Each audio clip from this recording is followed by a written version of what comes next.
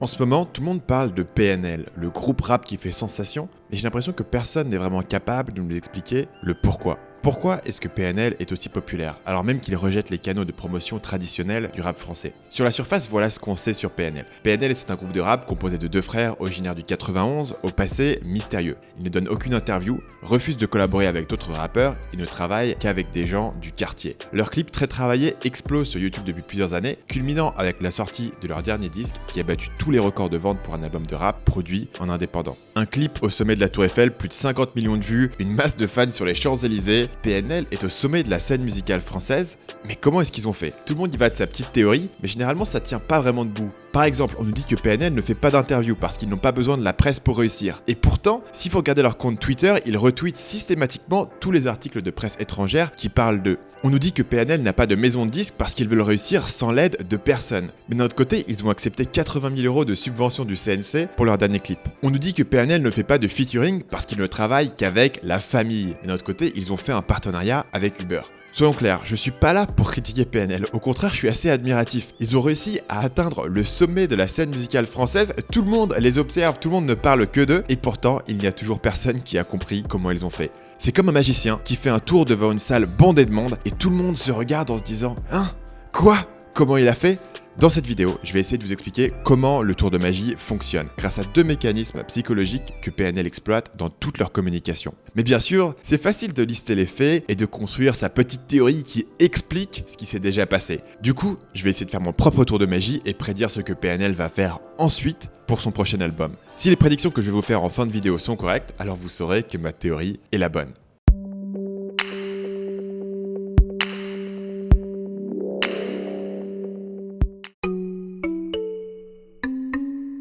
Il y a 3 semaines, je n'avais jamais entendu parler de PNL, et je sais que ça peut sembler dur à croire, mais il y a deux raisons pour ça. D'abord, je n'habite pas en France, et je ne suis pas vraiment l'actualité, donc je n'entends pas parler forcément de tout ce qui se passe dans l'Hexagone. Mais surtout, mon intérêt pour la musique se résume aux playlists de l'onglet Focus de Spotify, que j'écoute en fond quand je travaille. Du coup, j'ai découvert PNL quand le clip de ODD est sorti, et mes abonnés se sont mis à massivement me réclamer une analyse marketing de PNL. Et au départ, j'étais aussi paumé que tout le monde. Je ne comprenais pas ce que PNL avait de spécial. Je ne voyais pas la cohérence dans leur stratégie marketing. D'un côté, ils semblaient avoir soif qu'on parle d'eux, mais de l'autre, ils rejetaient plein d'opportunités de se mettre en avant. Tout a commencé à se débloquer dans mon cerveau quand j'ai entendu parler de la rumeur suivante. PNL aurait refusé à la superstar Drake de reprendre l'un de leurs morceaux. En cherchant l'origine de l'info, on découvre que tout part d'une seule personne, un chroniqueur du Move appelé Yerim, qui lui-même n'a pas l'air trop sûr de sa source. Il a taffé sur quelque chose avec eux, et apparemment c'était intensif, genre il sortait 3 mois de travail. Après j'étais peut-être bourré, donc ça se trouve c'est faux. Sûrement je sais même, j'ai pas. envie de dire.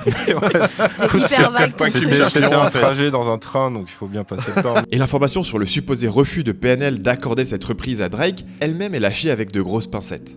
Et donc il a dit j'aimerais bien faire le remix de ça, et imagine que du côté PNL ça a répondu on s'en bat les couilles en fait. Est-ce que la rumeur est vraie ou fausse? Je ne sais pas, on n'a pas vraiment moyen de le savoir, et au final c'est pas si important. Ce qui est très intéressant ici, c'est que cette rumeur est régulièrement répétée comme si elle était quasiment confirmée. L'information est systématiquement reprise avec beaucoup plus de certitude que ce que Yerim lui-même exprime dans l'extrait qu'on vient de voir. Par exemple, même dans la vidéo bien écrite et très bien recherchée de la chaîne Le Règlement, le niveau de crédibilité de la rumeur monte d'un cran. Et d'après les rumeurs, ils sont tellement hauts qu'il se serait permis de refuser à Drake un remix de leur son à l'ammoniaque, ce qui pourrait expliquer pourquoi la cover d'ODD ressemble autant à celle de Views de Drake. Ils veulent peut-être montrer par là qu'ils n'ont besoin de personne pour avoir un succès monstrueux. Presque tous ceux qui ont parlé de PNL ont répété cette rumeur avec beaucoup plus de confiance que la source d'origine, qui dit lui-même ne pas être sûr de ses infos, entendu ivre dans un train par une source secondaire. Et comme toutes les rumeurs, cette anecdote nous en dit plus sur la psychologie de ceux qui la propagent que sur PNL eux-mêmes. Les humains sont influencés par un biais cognitif qui s'appelle le biais de confirmation et qui nous conduit à accepter beaucoup plus facilement les informations qui confirment nos opinions préexistantes. Par exemple, si vous êtes déjà convaincu que le fast-food vous empoisonne, vous allez être susceptible à des rumeurs qui disent que cette petite marque sous le pain d'un Big Mac est un produit qui vous empêche de vomir. Ou si vous ne faites déjà pas confiance au gouvernement, vous avez des chances de croire à un vaste complot, même si vous n'avez pas tant de preuves que ça. Ou si vous pensez que votre collègue Thierry est un salaud parce qu'il a été promu à votre place, vous croirez plus facilement une rumeur qu'il trompe sa femme,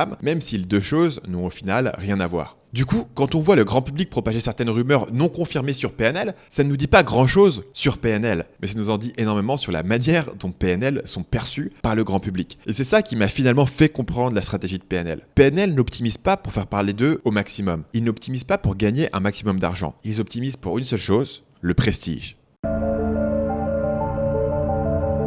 Dans les années 70, 80 et 90, la musique était un symbole de statut social. Connaître un nouveau groupe de rock avant tout le monde vous donnait l'impression d'être cool, d'être spécial et peut-être même un peu meilleur que les autres. Quand vous devenez fan du nouveau groupe tendance, vous pouvez vous dire que la plupart des gens n'ont jamais entendu parler de ce groupe. Et même s'ils en connaissaient le nom, ils ne pouvaient pas facilement accéder à leur musique, puisqu'il aurait fallu trouver une cassette, ce qui était souvent compliqué pour un groupe quasi inconnu. Ou alors il fallait se déplacer physiquement pour se rendre à un concert. Pour écouter et apprécier une musique non mainstream, il fallait avoir les bons contacts et faire partie d'un certain groupe de personnes bien informées. C'est pour ça qu'à cette époque, beaucoup de tribus étaient rassemblées autour d'un style musical, comme le mouvement punk ou les hippies. Connaître la bonne musique était une forme de mot de passe, qui prouvait que vous étiez un membre à part entière de la tribu, au même titre qu'adopter le bon style vestimentaire et connaître les bons termes d'argot. C'est de là que vient le cliché de « je suivais ce groupe avant qu'ils ne deviennent connus, et maintenant ils sont devenus trop commerciaux ». Si vous utilisez la musique que vous écoutez comme un symbole de statut social, ça ne fonctionne que si peu de gens écoutent aussi cette musique. Une fois qu'un artiste devient connu et commence à passer à la radio, vous n'avez plus vraiment de fierté à le connaître, alors vous cessez de vous revendiquer comme un fan de son travail, et à la place, vous rappelez à qui veut l'entendre que vous connaissez cet artiste avant qu'il ne devienne connu. Désormais, c'est en méprisant cet artiste, devenu trop mainstream, que vous allez prouver votre statut au sein de la tribu et montrer que vous êtes meilleur que la population générale. Mais le piratage, puis surtout Spotify et YouTube, ont détruit ce rôle que jouait la musique. Aujourd'hui, la musique a perdu cette rareté. Elle n'est plus limitée par la possession d'une cassette ou d'un CD. N'importe quel plouc avec un compte Spotify peut écouter la même musique que vous. Et c'est ainsi que la musique a perdu sa fonction de prestige social. Par d'autres aspects, son importance a été augmentée, puisqu'elle peut maintenant accompagner chaque instant de nos vies, mais ce n'est plus une chose rare, réservée aux initiés, jusqu'à ce que PNL débarque. Car c'est ça la plus grande innovation de PNL. Ils ont compris comment refaire de la musique un symbole de prestige social. Mais comment ? Après tout, leur musique est librement accessible à n'importe qui. Alors PNL a recréé de la rareté en utilisant le levier le plus improbable à l'ère d'Internet.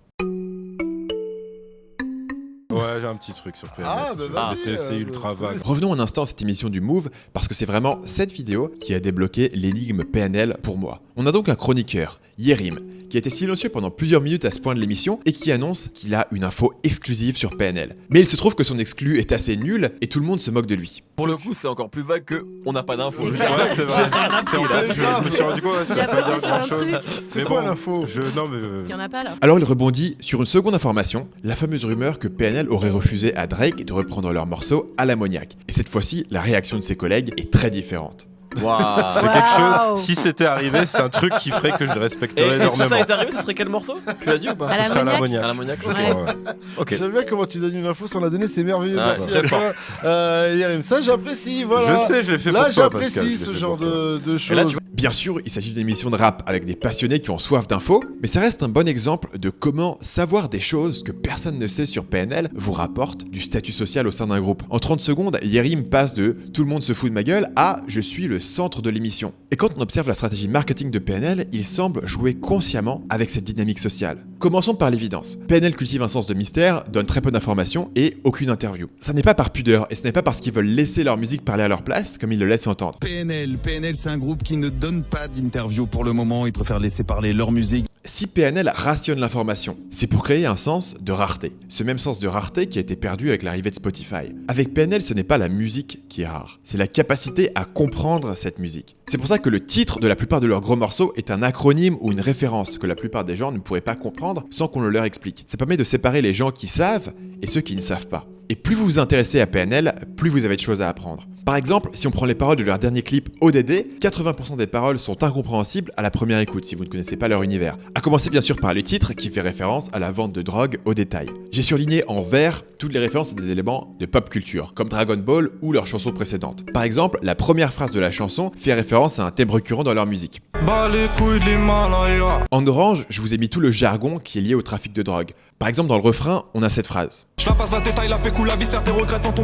En bleu, je vous ai mis tout ce qui est ambigu et ouvert à l'interprétation, et où les différentes explications disponibles sur YouTube et Genius arrivent à des conclusions différentes. Par exemple, je vis dans un rêve érotique où je parle peu mais je caresse le monde. Je meurs dans un cauchemar pas exotique, où la terre ressemble à ma tombe. Il y a donc énormément de vidéos sur YouTube qui cherchent à interpréter le morceau et à trouver les petites références cachées. Par exemple, celle de la chaîne Le Règlement nous dit ça. Ademo arbore également un M sur son pull, une référence au monde qu'ils veulent conquérir, ainsi qu'à Dragon Ball et au pouvoir maléfique du sorcier Babidi, deux notions qu'on retrouve souvent dans leurs lyrics. Et ça. Dans le clip de Da, ils sont en train d'observer la Tour Eiffel, le nouveau sommet qu'ils souhaitaient atteindre à l'époque. Et aujourd'hui, ils chillent dessus comme moi sur mon canapé. Comprendre une chanson de PNL demande un investissement en temps et en énergie. Mais ça vous permet de rentrer dans le club secret que la plupart des gens ne comprennent pas. Et une fois que vous connaissez tout ça, vous pouvez vous faire mousser en parlant à vos amis de tout ce qu'ils savent pas. Et vous pouvez vous sentir supérieur à tous les gens qui écoutent PNL mais ne connaissent pas toutes les petites références que vous avez remarquées. Je suis sûr qu'il y a des gens qui regardent cette vidéo et qui se sentent supérieurs à moi parce que j'ai manqué les petites nuances cachées dans ODD. Et c'est tout le principe. Sur ce point, on peut les comparer aux films de l'univers Marvel, où les super fans peuvent passer des heures à analyser chaque image d'une bande-annonce pour repérer toutes les petites références. Ça permet de récompenser tous ceux qui ont investi le temps et l'énergie pour se familiariser de manière profonde avec la mythologie de Marvel. En utilisant cette même stratégie, PNL a refait de la musique un moyen de prouver votre appartenance à un groupe et de montrer votre supériorité sur les autres. Paradoxalement, c'est en rendant leur musique un peu moins accessible et en forçant le public à faire un effort pour la comprendre que PNL peut créer à nouveau cet effet d'exclusivité et cette sensation d'être un des seuls à connaître à fond le nouveau groupe branché. Certains vous disent que PNL ne donne pas d'interview parce qu'ils n'ont pas besoin de faire la promo de leur musique. Mais quand on creuse un petit peu, ça tient pas debout parce que PNL a clairement soif de promotion et de reconnaissance. Par exemple, sur leur compte Twitter, ils partagent dès qu'un média étranger parle d'eux, même si, comme dans ce cas-là, il s'agit d'une critique pas forcément élogieuse qui déplore des textes à la vulgarité redondante. Le tweet de PNL qui partage cet article réagit simplement en disant « Merci ». Clairement, PNL a envie que les médias parlent d'eux, mais ils ne peuvent pas non plus donner d'interview sans compromettre leur stratégie de prestige. Parce que s'ils acceptent une interview, ils vont devoir répondre à des questions et donner des informations. Et du coup, le groupe lui-même deviendrait la source de vérité et ça couperait l'herbe sous le pied des fans bien informés qui se servent de leur connaissance du groupe pour briller en société. You're 20 minutes late. You're gonna walk in there and say you overslept and didn't have time to get dressed. They're gonna pitch you. Case Equity is going to pitch you. They're gonna beg you to take their money. Dans le film Social Network, il y a une scène culte où Zuckerberg arrive à un rendez-vous avec des investisseurs en robe de chambre. Sean Parker lui explique que les investisseurs auront encore plus envie de lui signer un chèque parce que Zuckerberg va communiquer par son attitude qu'il n'a pas besoin de leur argent. Cette dynamique psychologique a un nom, ça s'appelle le contre-signalement. Le signalement standard, c'est quand vous faites une action qui communique quelque chose sur qui vous êtes. Par exemple, si vous portez un costume et une chemise impeccable à un rendez-vous, vous signalez que vous êtes quelqu'un de sérieux et de fiable. Le contre-signalement, c'est quand vous refusez publiquement d'envoyer un certain signal pour prouver que vous n'en avez même pas besoin. Donc quand Zuckerberg arrive au rendez-vous en robe de chambre, il communique « Je n'ai pas besoin de vous impressionner, tout le monde veut investir dans ma boîte et c'est à vous d'essayer de me convaincre ». Autre exemple, les nouveaux riches vont signaler leur fortune en achetant des produits de luxe. C'est le cliché de l'oligarque russe ou du prince saoudien qui fait la razzia sur les boutiques. Mais ce comportement est considéré comme vulgaire par les grandes fortunes, les gens qui sont richissimes depuis plusieurs générations parce que leur grand-père a fondé une grande marque de voitures.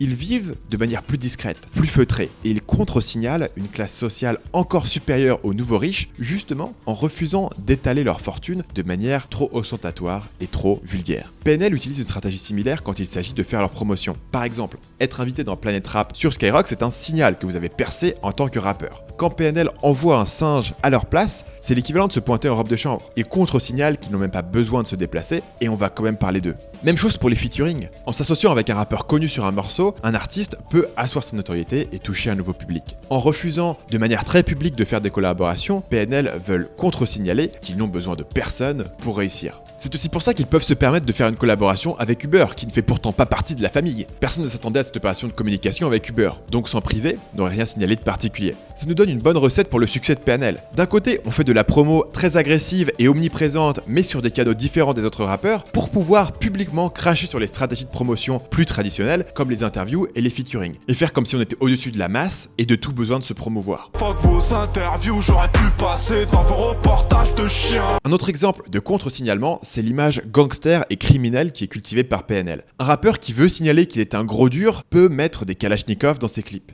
A l'inverse, PNL contre-signale qu'ils sont des vrais de vrais en étant beaucoup plus subtils dans l'évocation de la violence. Et joue même la carte de la mélancolie, comme par exemple dans ce passage. La paix on la préfère, on a connu la guerre. Selon PNL, quelqu'un qui a vraiment fait la guerre ne glorifie pas la violence parce qu'il en a vu les ravages. Et il ne ressent pas le besoin de faire ses preuves en se vantant de ses exploits dans un morceau. Le dernier point sur lequel PNL contre-signale de manière intéressante est dans leur utilisation d'Internet. Étonnamment, PNL n'exploite pas tant Internet qu'on pourrait le croire au premier regard. La plupart de leurs stratégies de promotion auraient aussi bien marché en 1999 qu'en 2010. 2019. Par exemple, leurs clips sont très bien produits et auraient pu passer sur M6 ou MTV. Et toutes les stratégies qui ont fait parler d'eux, comme le refus de faire des interviews, le singe sur Skyrock ou le bus sur les Champs-Élysées, sont des événements qui sont formatés pour fonctionner sur les médias traditionnels. Le bus en particulier est typiquement quelque chose qui passerait au journal télévisé. D'autres opérations, comme le live qui a précédé la sortie du clip ODD, auraient été compliquées à reproduire tel quel sans internet, mais ça reste de la communication traditionnelle bien contrôlée. Les forces du web en termes de marketing, c'est la flexibilité et l'interactivité, deux choses que PNL ne mettent pas vraiment à profit, préférant les opérations planifiées à l'avance. Mettez PNL en contraste avec un gars comme DJ Khaled et vous voyez directement la différence. Khaled, ça a été un des premiers à comprendre comment exploiter les stories Snapchat pour faire rentrer le public dans son quotidien. Learning is cool, knowing is better, and I know the key to success. PNL rejette globalement ce genre de proximité et d'interactivité en faveur d'une communication au final beaucoup plus traditionnelle et beaucoup plus contrôlée. Ça en devient un autre point fort de leur stratégie. À un moment où l'information est toujours plus abondante et où les célébrités sont au moins en apparence toujours plus accessibles, PNL se démarque en faisant tout l'inverse.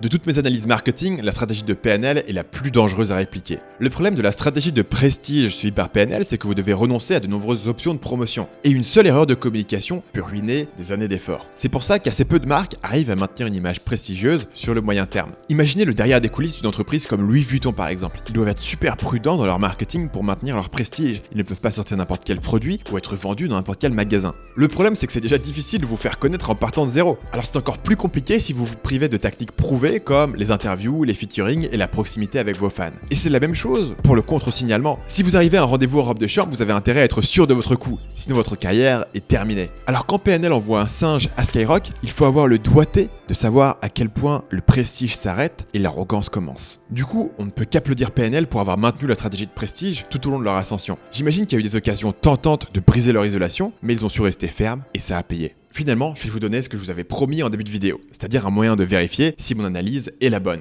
Selon mon analyse, on peut s'attendre à deux choses de la part de PNL pour la suite. Numéro 1, ils vont chercher à augmenter la rareté de leur musique, et numéro 2, ils vont rejeter de manière publique les signes de leur succès. On peut repérer dans le morceau ODD des prémices de ces deux stratégies. Par exemple, ils sous-entendent qu'ils vont peut-être arrêter le rap après cet album. C'est peut-être mon dernier rêve, peut-être ma dernière bouton.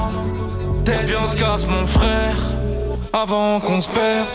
Si PNL arrête le rap alors qu'ils sont numéro 1 sur le marché, ça remplit mes deux critères. Ça rend leur musique plus rare puisqu'il n'y aura plus de nouvel album, et ça contre-signale qu'ils n'ont même pas besoin de jouir de leur position dominante. Mais même sans aller à l'extrême de complètement arrêter le rap, mes deux critères donnent des idées intéressantes. Cette vidéo est assez longue, donc je vais vous laisser brainstormer toutes les possibilités dans les commentaires. De mon côté, je vais vous donner une seule de mes idées sur le sujet. On sait que PNL possède les numéros de téléphone de nombreux fans suite à une opération de com où ils ont donné un numéro à appeler pour entendre leur nouveau single. Ils ont déjà utilisé ces numéros de téléphone pour annoncer des dates de concert. Imaginez qu'un jour, tous ces téléphones sonnent en même temps. Et si vous décrochez cet appel, vous entendez le tout nouveau titre de PNL. Aucune annonce n'a été faite auparavant. Si vous n'avez pas donné votre numéro de téléphone avant cette date, vous avez raté votre chance. Si vous n'avez pas décroché l'appel, vous avez raté votre chance, parce qu'ils ne le vont jamais rappeler. Votre seule chance d'entendre cette chanson, c'était de décrocher cet appel, à cette heure précise, parce que l'enregistrement n'est disponible nulle part ailleurs. Tout d'un coup, on se retrouve dans une situation qui ne s'est pas produite depuis 20 ans, où tous les médias parlent d'une nouvelle musique et vous n'avez aucun moyen de l'écouter. Si vous êtes un fan de longue date qui a laissé son numéro, vous êtes récompensé, et vous avez une super histoire pour rendre tous vos potes jaloux.